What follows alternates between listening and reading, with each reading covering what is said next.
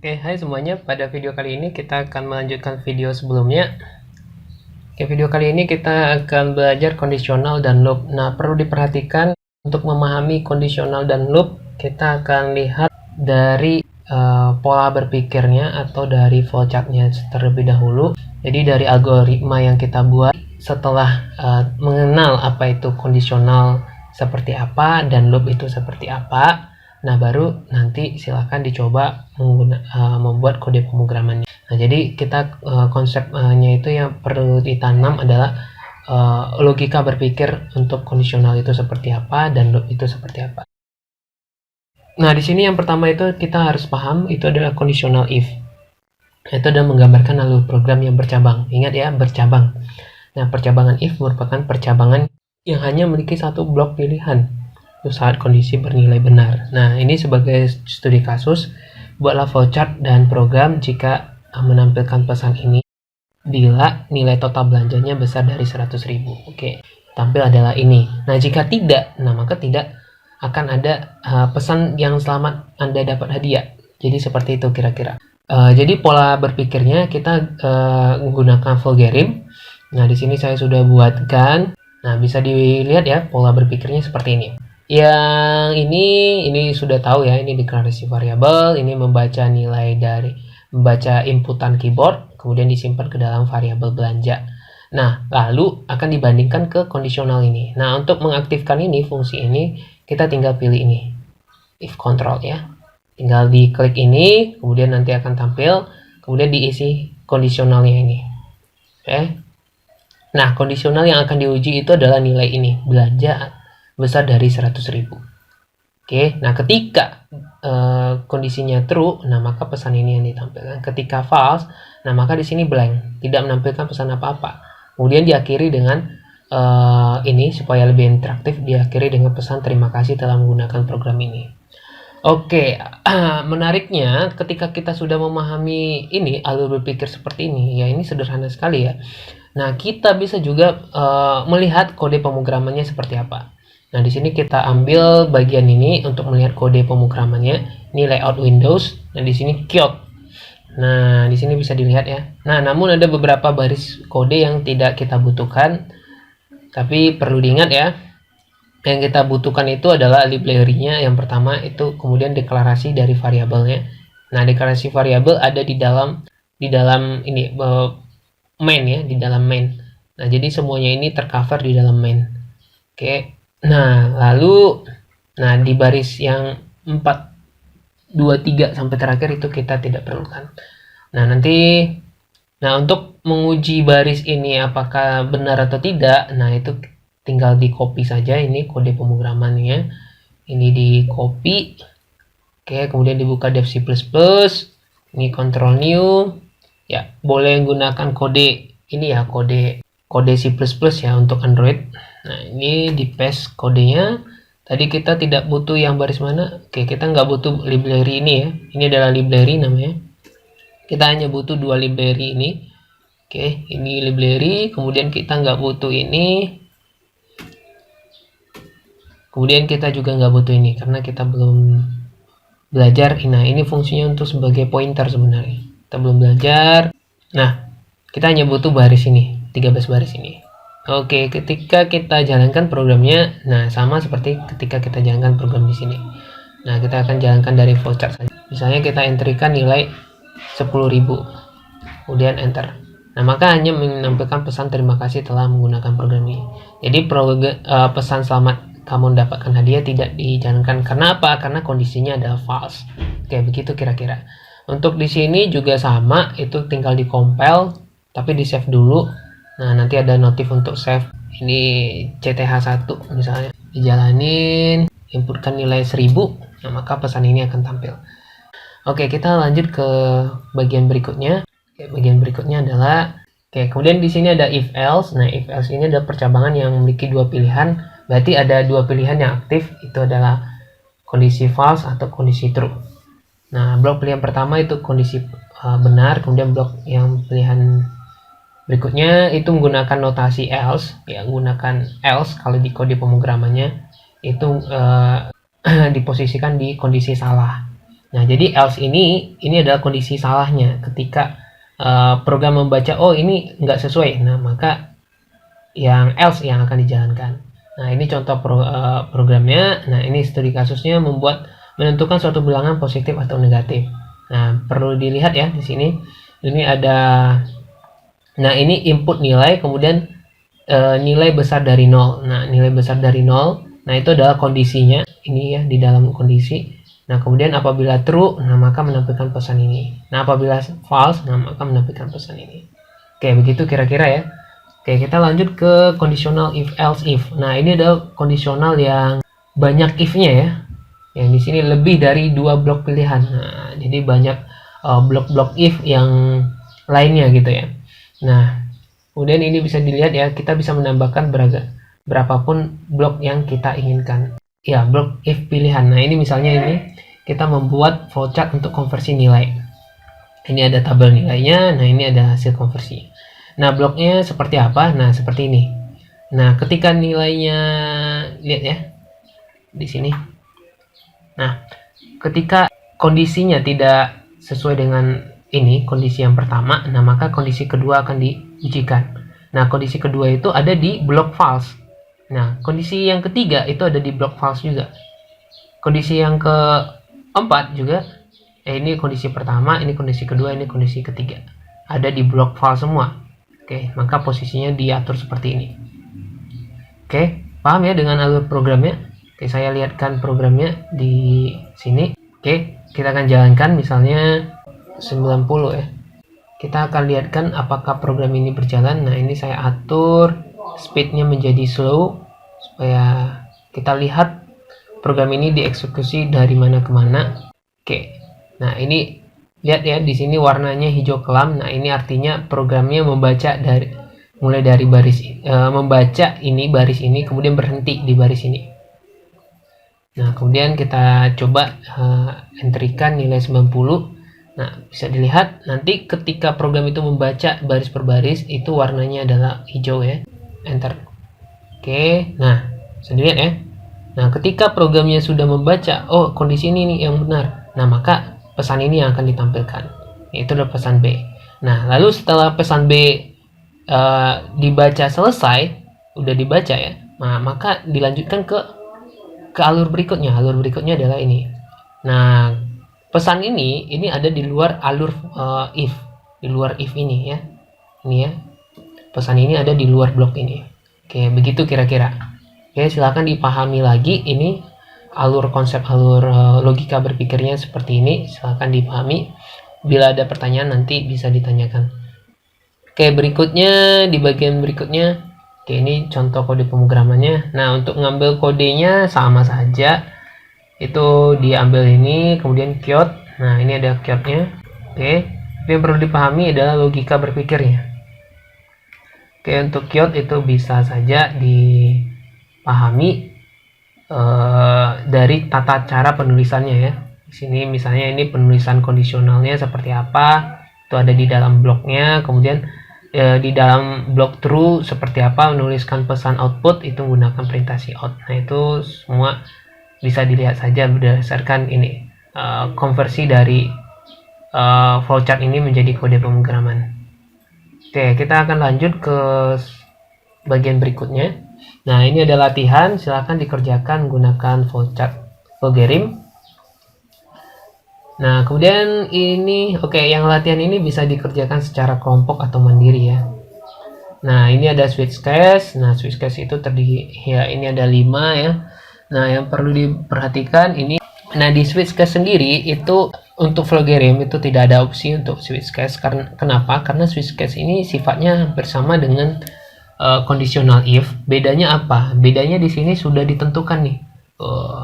Misalnya nilai 1 untuk lakuin apa, nilai 2 untuk lakuin apa, atau kalau terbaca simbol tambah lakuin apa, atau kalau terbaca huruf A ngelakuin apa. Nah, seperti itu. Jadi udah ada mappingnya. Sedangkan if tadi bebas ya. Misalnya dari rank nilai segini sampai nilai tadi, nilai awal dan nilai akhirnya kemudian merupakan nilai A gitu ya. Tadi seperti itu. Nah, ini bisa dilihat Yang pertama itu dibaca adalah switch, kemudian di dalam switch itu ada variabel. Nah, variabel inilah yang akan nanti membaca cache-nya. Nah, variabel ini dibaca dari data keyboard. Nah, nanti akan diinput dari keyboard. Nah, apabila data yang diinput itu sudah diinput kemudian tersimpan di dalam variabel, nah kemudian dibandingkan nih dengan nilai value dari variabel yang sudah ditentukan tadi. Nah, apabila value-nya misalnya tadi kita tentuin tambah, nah maka proses cache yang tambah yang akan dijalanin. Kalau cache-nya adalah kurang, nah proses dari kurang dijalanin. Nah, ini ada contoh programnya, misalnya itu membuat kalkulator sederhana. Nah, ini bisa dilihat ya. Nah, ini ya, ini algoritmanya. Deklarasi variabel, baca bilangan data operator, nah kemudian masukkan nilai 1 dan 2. Nah, ketika operator dibaca itu disimpan ke dalam variabel operator ya. Nah, lalu variabel operator tadi akan dibandingkan di dalam switch ini. Oke, jadi di switch inilah yang akan dibandingkan. Nah, dibandingkan dengan apa? Dengan mapping yang sudah dibuat. Nah, ini adalah mapping dibuat. Nah, ini mapping, ini mappingnya. Nah, ketika mappingnya itu sama, nah misalnya nih operator yang diinputkan itu adalah operator kurang. Nah, maka proses yang cache yang bertanda kurang yang akan dijalankan. Nah, apabila tanda slash atau tanda bagi, nah maka yang proses ini yang akan dijalankan. Oke. Nah, tapi perlu diingat di akhir dari setiap cache itu ada tanda break. Oke. Ini ada tanda break. Nah, tujuannya apa? Tujuannya supaya tidak komputer itu membaca langsung ke baris yang terakhir. Nah, maksudnya seperti ini. Nah, ketika proses kurang ini dilakukan, nah program ini tidak akan membaca baris-baris berikutnya. Jadi dia tidak akan membaca baris ke-23, kemudian nggak baca lagi ke baris 24, 25 sampai ke baris akhir dari cache ini. Akhir dari cache ini adalah ini di sini, di break titik koma ini. Nah, ini adalah akhir dari fungsi cache. Nah, default ini tujuannya apa? Ini bisa dilihat ya, default ini adalah apabila cache yang diinput itu tidak sesuai dengan mapping yang ada. Kayak misalnya dia menginputkan nilai 1 di dalam operator, padahal operator itu yang kita mapping hanya ada tambah, kurang, kali, bagi. Nah, ini ya operator ini. Nah, apabila tidak ada, nah maka default lah yang akan dijalankan. Seperti itu kira-kira. Nah, ini contoh programnya. Oke, ini udah ada. Oke, kita akan jalankan. Nah, misalnya kita akan inputkan operator. Ini kita inputkan operator, misalnya operator O, padahal operator O nggak ada ya. Nah, masukkan bilangan 1, 2. Nah, error operator yang dipilih tidak tersedia. Ya, karena operator O nggak ada gitu ya. Nah, kita akan cobakan dengan operator yang lain. Nah, kita cobakan operator tambah. Nah, misalnya 1, kemudian angka 3. 1 tambah 3 itu adalah sama dengan 4. Oke, benar ya. Nah, jadi seperti itu kira-kira penggunaan dari switch cache. Nah, berikutnya itu adalah, nah ini ada project latihan, ya silahkan dibuat flowchartnya. Ya, kalau untuk flowchart ya berarti dibuatnya secara manual ya.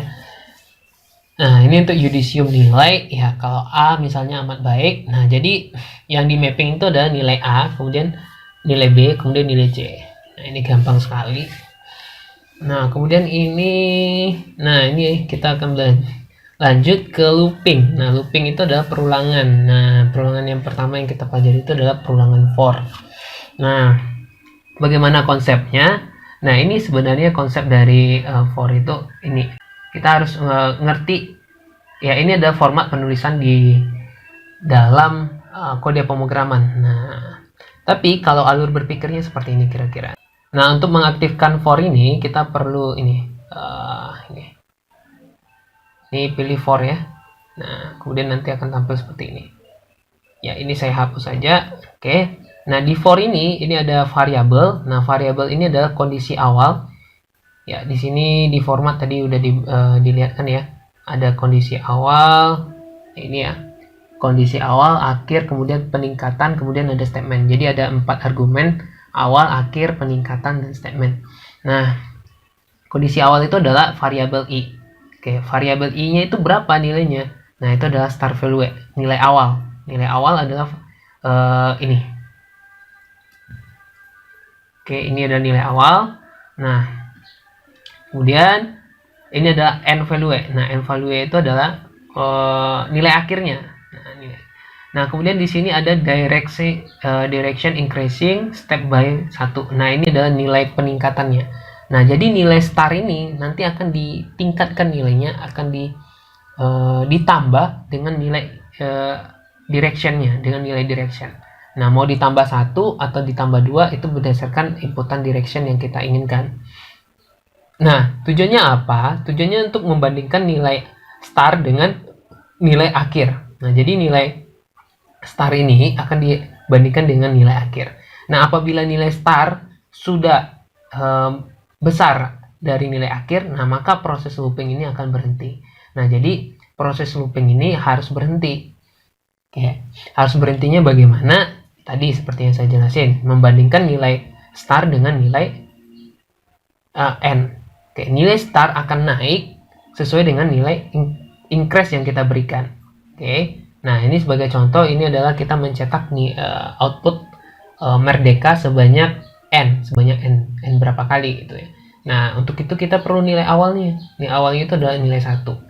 Ya, jadi di baris pertama nanti akan menampilkan tulisan Merdeka. Nah, baris kedua, ketiga juga menampilkan itu sebanyak n berapa kali yang kita butuhkan. Nah, ini sebagai contoh kita jalankan programnya. Kemudian ini misalnya saya bikin 3, kemudian enter. Nah, maka akan nampil tulisan Merdeka sebanyak 3. Oke. Nah, ketika programnya berakhir, nah maka proses ini yang akan dijalankan, proses ini.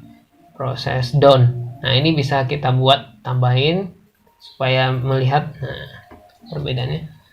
Perulangan selesai. Nah, ini untuk menampilkan pesan done-nya.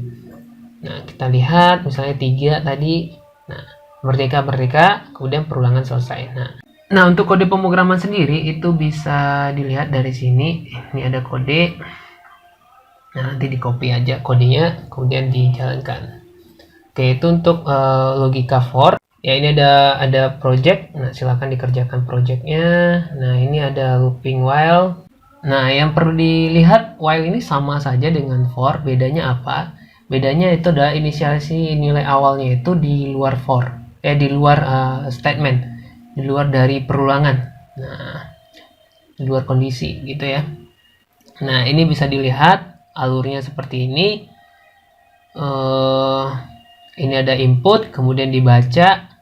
Nah, kita akan lihat contoh penggunaannya. Oke. Nah, untuk mengaktifkan while itu bisa bisa diklik, kemudian dipilih while. Nah, ketika while-nya sudah dipilih, nah di sini yang pertama itu kita menentukan kondisinya. Nah, ini ada kondisinya. Nah, kondisi yang dibaca itu adalah nilai i sama dengan y. Nah, ketika i ini adalah sama dengan y, nah ketika itulah perulangan itu yang akan dilakukan. Nah, jadi kondisinya berdasarkan ini. Nah, jadi tidak tahu mau berapa kali perulangan. Tapi perulangan itu akan berhenti ketika i itu tidak sama dengan y. Oke, gampang ya. Oke, nah jadi itu perbedaannya dengan logika for.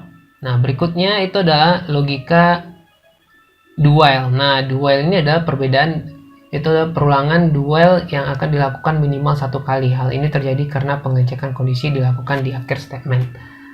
Oke, ini untuk do while. Nah, do while itu bedanya apa? Nah, ini tadi yang sebelumnya itu kondisinya itu ada di atas. Nah, yang ini kondisinya ada di bawah. Ini kondisi ya. Nah, jadi ketika program ini akan dijalankan, nah maka langsung ke bagian perulangan. Nah, padahal kita belum nentuin nih apakah program ini akan langsung ke perulangan atau tidak. Nah, makanya ketika kita jalankan ini ya, apakah kamu lakukan perulangan? Nah, kita tulis tidak. Nah, maka akan terhitung 1 kali perulangan padahal dia belum lakukan.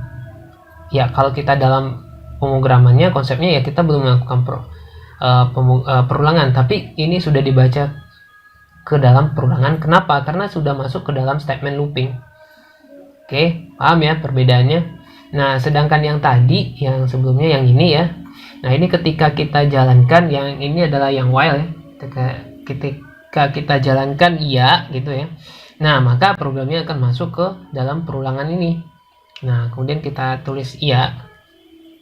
Nah, maka ketika kita tulis tidak, nah maka ini kebaca, perulangan berakhir, kamu ngulang sebanyak 2 kali. Oke, jadi pengulangannya dilakukan sebanyak 2 kali. Karena apa? Karena perulangan pertama itu adalah di sini, ketika dia input ya, nah maka dia akan masuk ke sini. Masuk ke sini, kemudian masuk lagi ke sini, kemudian ditulis ya. Nah, maka itu adalah 2 kali proses pengulangan. Oke, jadi seperti itu kira-kira perbedaan dari while dan do. Video kali ini apabila ada pertanyaan silahkan hubungi saya.